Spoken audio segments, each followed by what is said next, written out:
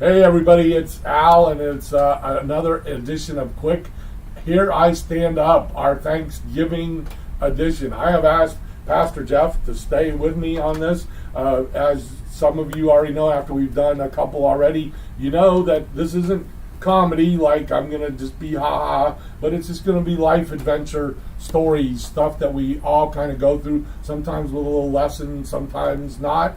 But if you really want to see a good comedy show, and one that is extremely church appropriate, but you're going to laugh, and really it's going to be a celebration, our Advent special Christmas comedy show is going to be on December the 12th at 4:15 p.m. We're going to try to help the people that drive.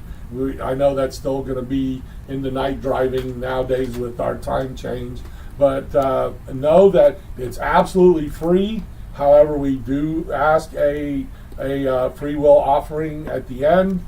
Also know that for the talent that I will be bringing in, people that are local to the Sarasota area, they're going to be donating their time and driving in on their own, but they're great, talented people. So we need to be able to throw them, especially now that gas is well into close to $4 a gallon. So I don't. They want to do it. They want to do it, and it's beautiful. And it's not going to be a long show. And hopefully someone will organize some refreshments. Maybe we'll pull the popcorn machine out. It's just going to be a little informal time. We can all gather and have some fun. All right. That being said, we'll be doing more promos. You can see Jeff and I are still wearing our Buc-ee's shirts, and we talked about this on Uniquely Lutheran. The reason I love Buc-ee's is because somebody became very rich off of being very creative, but they also became very customer service oriented. And I can tell you, I've been in a lot of places that have a lot of stuff, more than Buc-ee's, but it's the people that make it give you that kind of fun feeling. They don't give us anything to do that, but I always want to promote businesses that you're going to have some fun. In kindness. Right. You're really going to have some fun and kindness. I know that Jeff and I make the long story jokes about he enjoys going up to Disney, and especially to the city. What's the your little city area? It's not City Walk, because that's Universal Studios. But what's the Disney Springs. Disney Springs. Right. It's my favorite theme park. It costs nothing to go to. Right, and it has my dream gig at it, and that is a House of Blues, where their structure and setup of a stage is there. And if I ever had a chance to do stand-up comedy, I've always wanted to. I'll put in a good word. You think? Yeah, you're up there a lot, so sure. maybe you should. Some gumbo and Al. Yeah, please, let's do this thing. Today's story, very quickly. As I mentioned, and maybe you're not watching this, but watch our last episode of Uniquely Lutheran. I did not spend last night at a gig, nor did I spend last night in my home bed. And you're going, wait a minute, what is that all about? Well, as many of you know, that a lot of guys, especially guys of my size, but also we're finding out a lot of people have a thing called sleep apnea.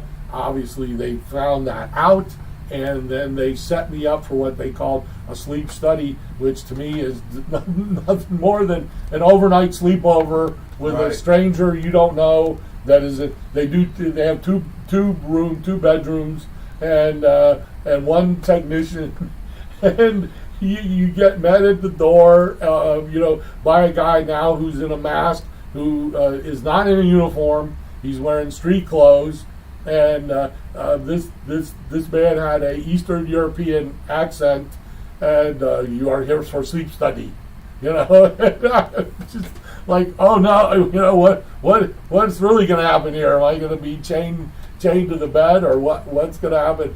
And it just turns out to be this genuinely nice person, Jerry from Poland. He was originally from Poland, but has lived here and worked as a sleep technician for like the last 20 years. Wow. So, but not only that, you go into what is an office facility, and you have to go into a little small elevator, you and your night pack, and you go get into this room, and you have to turn off all your electronics, and they're wiping things down. It's all antiseptic. There's a bed laying there, and you're waiting for the experimentation to begin. I mean, like, somehow you're going to be forced to lay in the bed, and clamps are going to come down, and suddenly they're going to find. But he says, you get into your pajamas. Now, folks, I may look like a pajamas guy. Haven't worn PJs since I was in elementary school, but you don't want me to wear what I normally wear to bed. You don't need Al running around in his drawers. They're by the way, nothing unchurchy about that. We all wear. I got the boxer briefs, and so I ended up with a pair of gym shorts on and my shirt. And I thought you got in bed, and no, you sit in chair. Okay. Wow. So you sit in chair, and then he puts a big necklace, was a strap over your front, which had looked like an old phone switchboard to it. And with that, each time he would find another place on your body, of which they would glue an electrode to that, and then he would plug it into the switchboard that was in the center of your body. And by the time you're done with this, you probably, I mean, no exaggeration, you got 20 cords on you. You're not knowing what in the heck is going to go on, and he says, oh, okay, now I need to get into the bed. And you get it. It's a nice bed. It's not a cot or anything like that. It's all clean. And you get into the bed, and I'm thinking, I'm going to wear this human switchboard on my chest all night, and then they're going to, no. And he takes it off of you, and they actually have a designated, it's a computer that is right there at your bedside, and they fit this into your phone jacks into that, which hooks in to their computer. And now you're just a whole ton of wires, and nice guy, very comforting, but we all have nighttime rituals. I mean, nothing terrible about that, but we all do. And you couldn't have a phone, couldn't have a TV on. I brought my water with me. Once we put mask on, it will be difficult for you to drink water. And all of a sudden things are just like, what's going on here? What am I doing? So he gets me hooked up. He shuts off the lights, tells me to try to go to sleep. They have the CPAP mask on me, of which those of you that have CPAP masks know it blows air through to keep your airway open.